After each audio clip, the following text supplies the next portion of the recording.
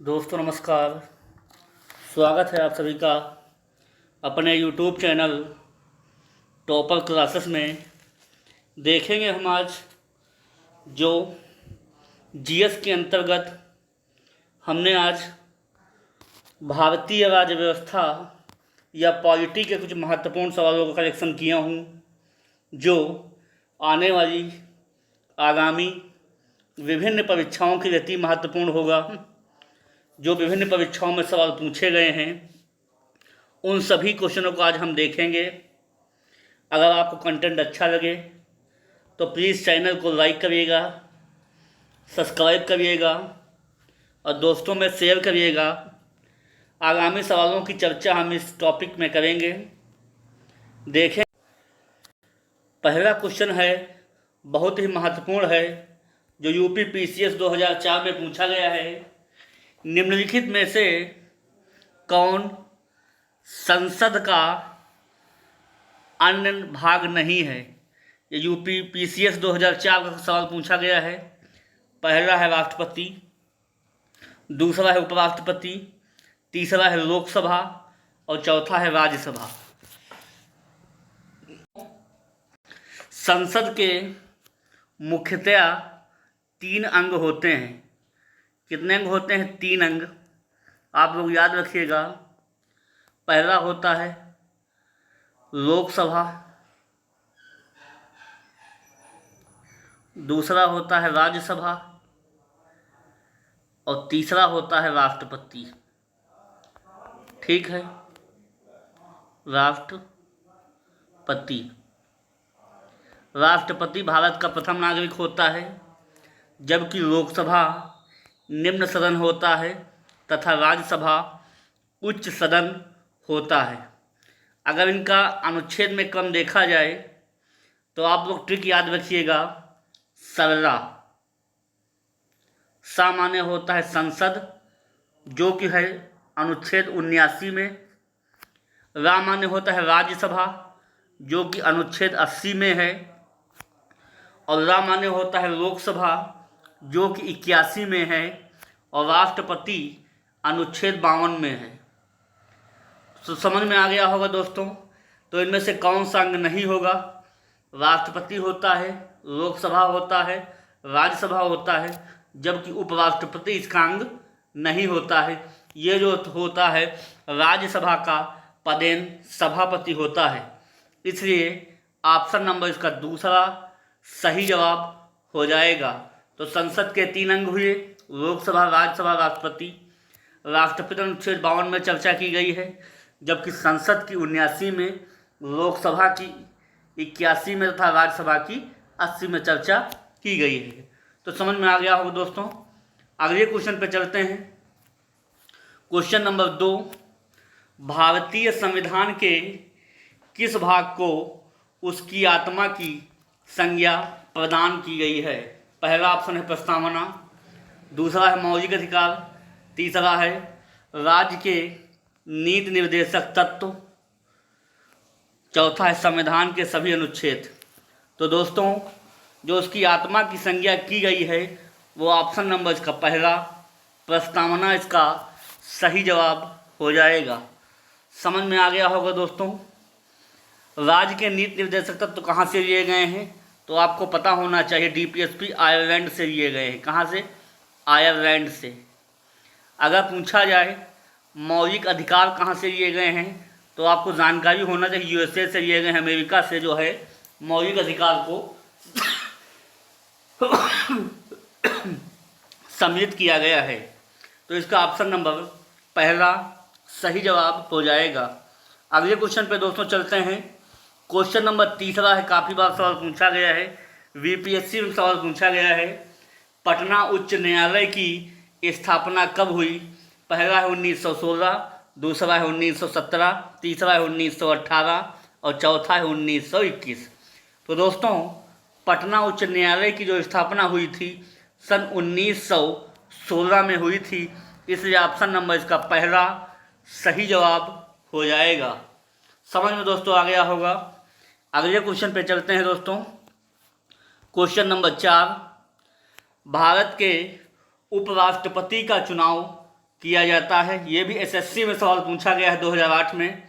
पहला ऑप्शन है संसद के सदस्यों द्वारा, दूसरा है राज्यसभा के सदस्यों द्वारा, तीसरा है संसद के निर्वाचित सदस्यों के द्वारा और चौथा है संसद एवं राज्य विधानसभाओं के सदस्यों द्वारा। तो दोस्तों इसका सही जवाब दीजिएगा। इसका सही जवाब जो हो जाएगा ऑप्शन नंबर पहला, संसद के सदस्यों द्वारा जो है भारत के उपराष्ट्रपति का चुनाव किया जाता है। समझ में आ गया होगा दोस्तों। अगले क्वेश्चन पे चलते हैं। अगला क्वेश्चन है, बहुत बार सवाल पूछा गया है इसलिए इसको टिक कर लीजिएगा। निम्नलिखित में से किस राज्य में द्विसदनात्मक विधायिका नहीं है? पहला है उत्तर प्रदेश, दूसरा है मध्य प्रदेश, तीसरा है बिहार और चौथा है कर्नाटक। तो दोस्तों जहाँ जहाँ द्विसदनीय विधानमंडल है उसकी आप लोग ट्रिक याद रखिएगा, आप कभी नहीं भूलेंगे। तू भी मजा कर, तू भी मजा कर। टी माने होता है तेलंगाना। क्या होता है? तेलंगाना। यू माने होता है यूपी। बीआई माने होता है बिहार। एम माने होता है महाराष्ट्र। जे साइलेंट है महाराष्ट्र, राज्यसभा जम्मू कश्मीर हट गया है। ए से आंध्र प्रदेश होता है और के आर से हो जाएगा कर्नाटक। तो 6 राज्य होते हैं, तेलंगाना है, यूपी है, बिहार है, महाराष्ट्र है, आंध्र प्रदेश और कर्नाटक है। तो इसमें से कौन कौन से ऑप्शन आपको मिल रहे हैं? उत्तर प्रदेश होता है, इसलिए ऑप्शन में नहीं होना चाहिए। मध्य प्रदेश नहीं होता है, इसलिए ऑप्शन नंबर इसका दूसरा सही जवाब हो जाएगा। बिहार भी होता है, ये भी नहीं होगा और कर्नाटक भी होता है। तो आप लोग ट्रिक याद रखिएगा, तू भी मजा कर।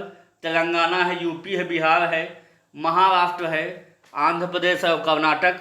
इसका सही जवाब हो जाएगा मध्य प्रदेश। समझ में आ गया होगा। ये 6 राज्य होते हैं, इनको आप गहन में याद रखिएगा, किसी न किसी परीक्षा में जरूर टकराएगा।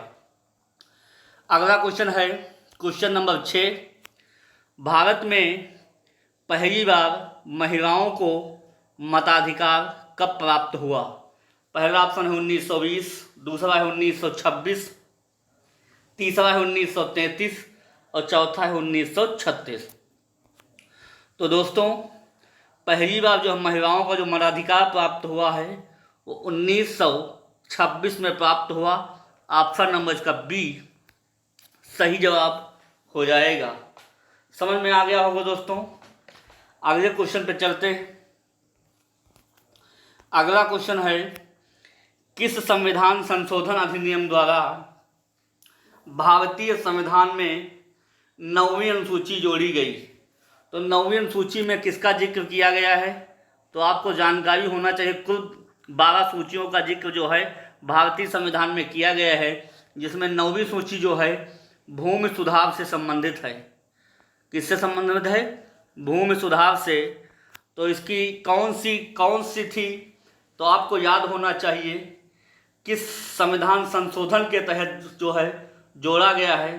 तो आप लोग पहला संविधान संशोधन था जिसके तहत अनुसूची नंबर 9 को जोड़ा गया है, भूमि सुधार ठीक है।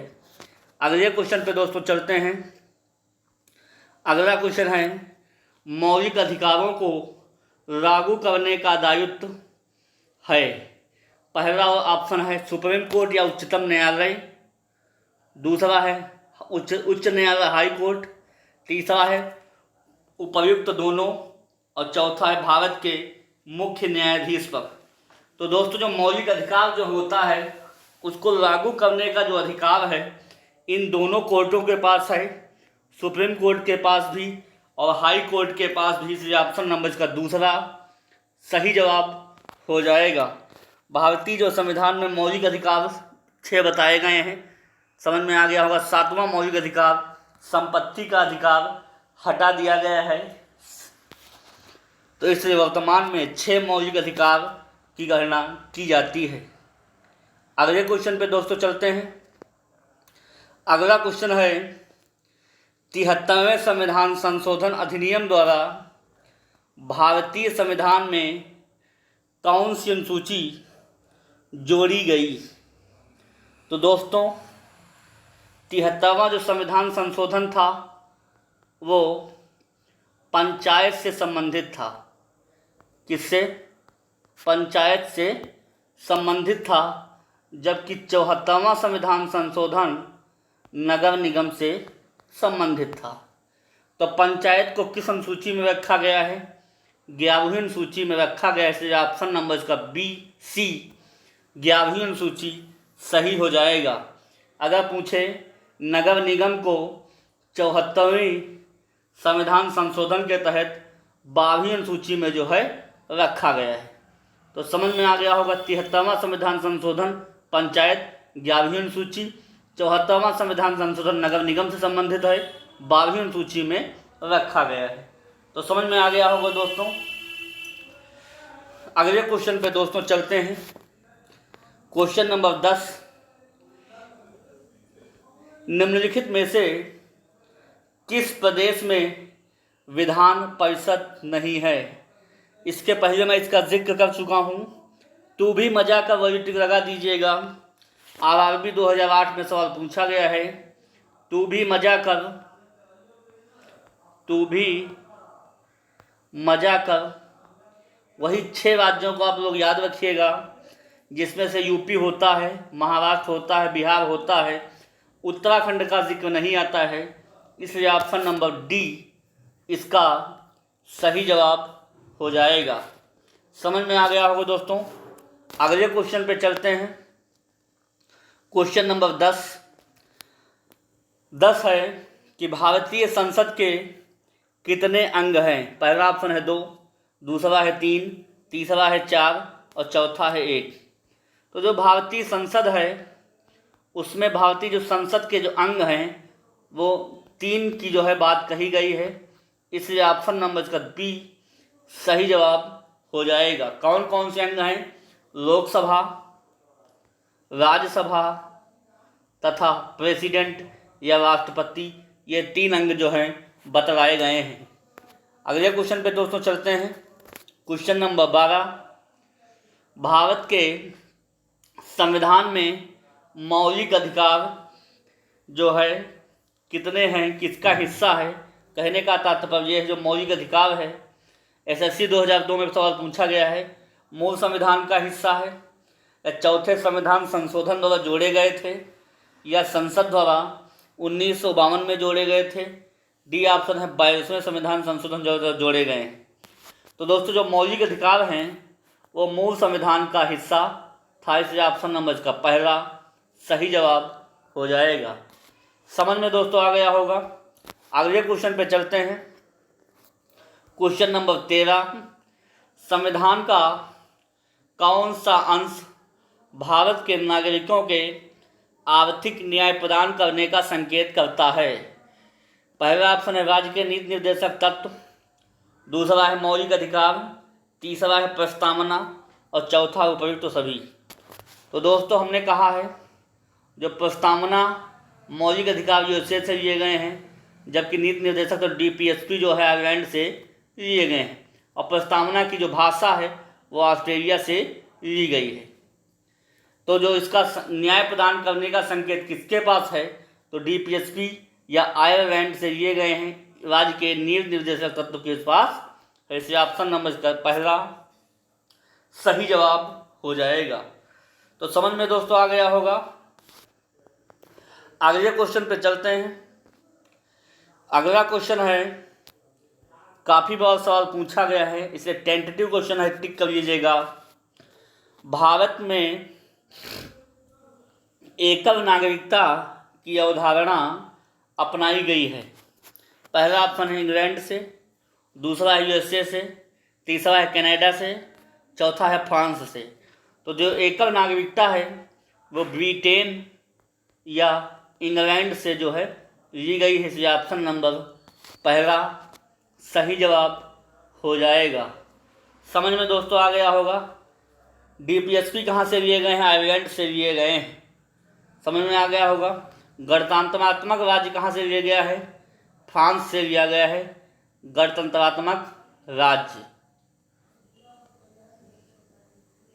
और मौलिक अधिकार यूएसए से लिए गए हैं। अगले क्वेश्चन पे दोस्तों चलते हैं। अगला क्वेश्चन है, यह भी सवाल पूछा गया है कई बार, भारतीय संविधान में कितनी भाषाएं क्षेत्रीय भाषाओं के रूप में मान्यता प्राप्त है? वीपीएससी 2008 में सवाल पूछा गया है। पहला ऑप्शन है 12, दूसरा है 13, तीसरा है 22, चौथा है 14। तो दोस्तों अगर कहा जाए कि मूल संविधान में कितनी भाषाएं थी? 14 भाषाएं थी, जबकि वर्तमान संविधान में 22 भाषाओं को जिक्र किया गया है। तो दोस्तों कितनी भाषाएं जो है क्षेत्रीय भाषाओं को में मान्यता मिलती है? तो 14 भाषाओं की, ऑप्शन नंबर इसका चौथा सही जवाब हो जाएगा। समझ में आ गया होगा, 14 भाषाओं को जो है मान्यता मिलती है, इसलिए ऑप्शन नंबर चौथा सही जवाब हो जाएगा। अगले क्वेश्चन पे दोस्तों चलते हैं। क्वेश्चन नंबर 16, यह भी सवाल पूछा गया है, भारतीय संविधान में न्यायालय में कौन परिवर्तनीय है?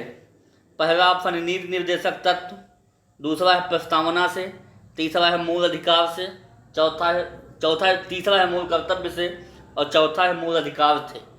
तो भारतीय संविधान में जो न्यायालय में जो परिवर्तनीय है, कौन सा इसका ऑप्शन सही हो जाएगा?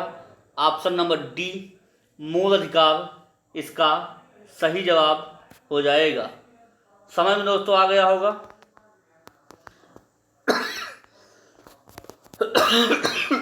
सॉरी, मूल अधिकार परिवर्तनीय है। अगले क्वेश्चन पे दोस्तों चलते हैं। क्वेश्चन नंबर 17, किस देश में दोहरी नागरिकता का सिद्धांत स्वीकार किया गया है? एमपीपीएससी 2006 में सवाल पूछा गया है। ये भी सवाल इम्पॉर्टेंट रहेगा परीक्षा के दृष्टिकोण से। पहला ऑप्शन है भारत, दूसरा है कनाडा, तीसरा है ऑस्ट्रेलिया, और चौथा है यूएसए या संयुक्त राज्य अमेरिका। तो जो दोहरी नागरिकता का जो सिद्धांत है वो यूएसए या संयुक्त राज्य अमेरिका से जो है स्वीकार किया गया है। ऑप्शन नंबर डी इसका सही जवाब हो जाएगा। अगले क्वेश्चन पे दोस्तों चलते हैं। अगला क्वेश्चन काफ़ी बेहद इम्पॉर्टेंट रहेगा। लोक लेखा समिति के सदस्य संसद के दोनों सदनों में से चुने जाते हैं, दूसरा है लोकसभा के सदस्यों में से चुने जाते हैं, तीसरा है राज्यसभा के सदस्यों से चुने जाते हैं, चौथा है राष्ट्रपति द्वारा मनोनीत किए जाते हैं।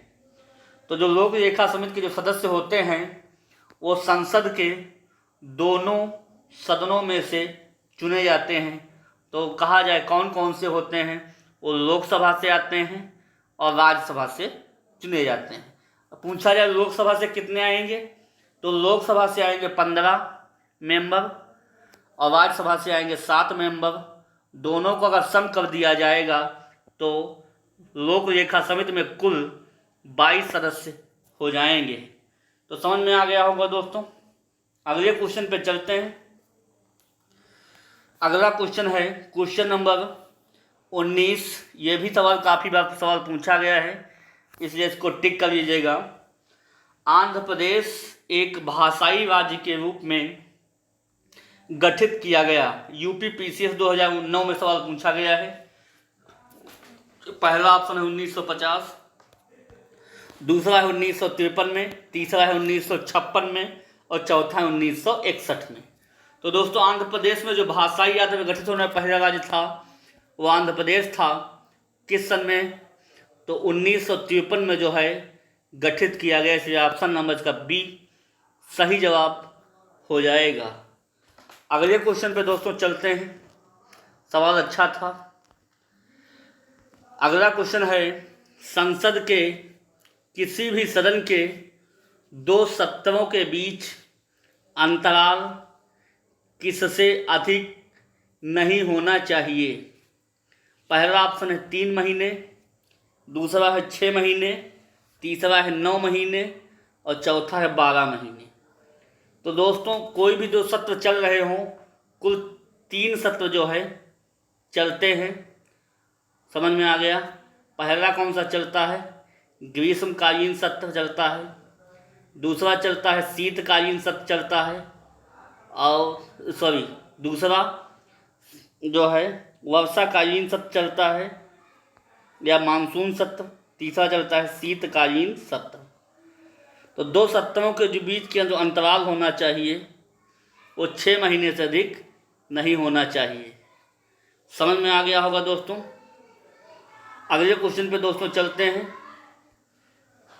सत्र जो होते हैं, मानसून सत्र जो है 3 प्रकार के होते हैं, जबकि 2 सत्रों के भी जो अंतराल होना चाहिए 6 महीने से अधिक नहीं होना चाहिए। अगले क्वेश्चन पे दोस्तों चलते हैं।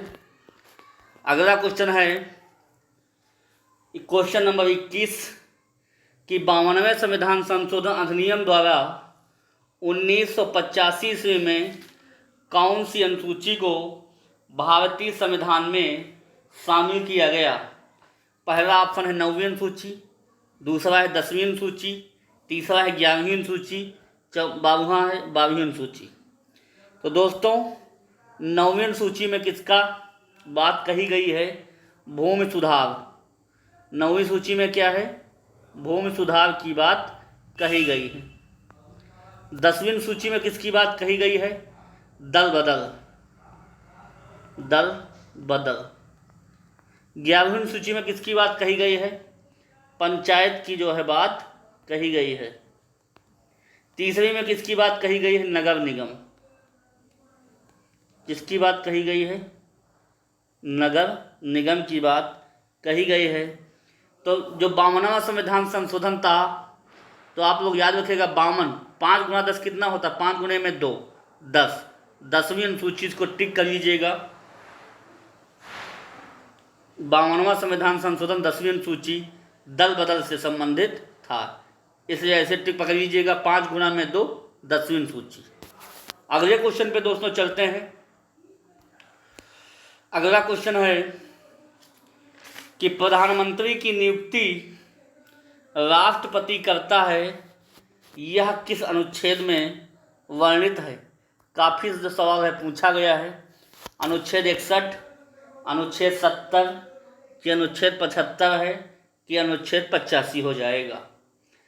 तो बात कही जाए तो जो है प्रधानमंत्री की जो नियुक्ति है अनुच्छेद 75 में जो है इसका जिक्र किया गया है, इसलिए ऑप्शन नंबर इसका सी सही जवाब हो जाएगा। समझ में आ गया होगा दोस्तों। अगले क्वेश्चन पे चलते हैं।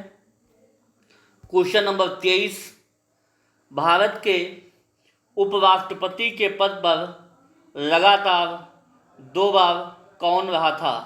एसएससी 2009 में पूछा गया है। पहला है डॉक्टर एस राधाकृष्णन, दूसरा है CR वेंकटरमन, तीसरा है डॉक्टर शंकर दयाल शर्मा जी, चौथा है VV गिरी।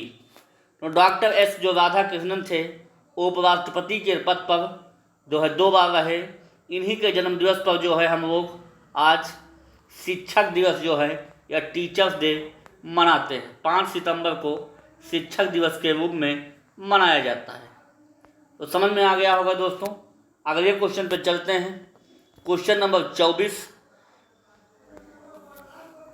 संघीय मंत्रिपरिषद के मंत्री उत्तरदायी होते हैं।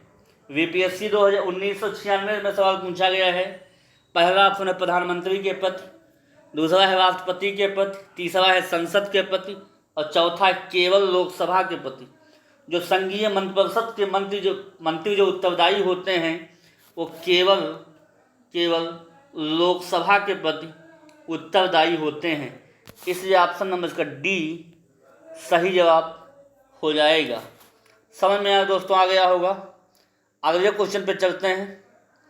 अगला क्वेश्चन है भारत के महान्यायवादी की नियुक्ति से संबंधित अनुच्छेद कौन सा है?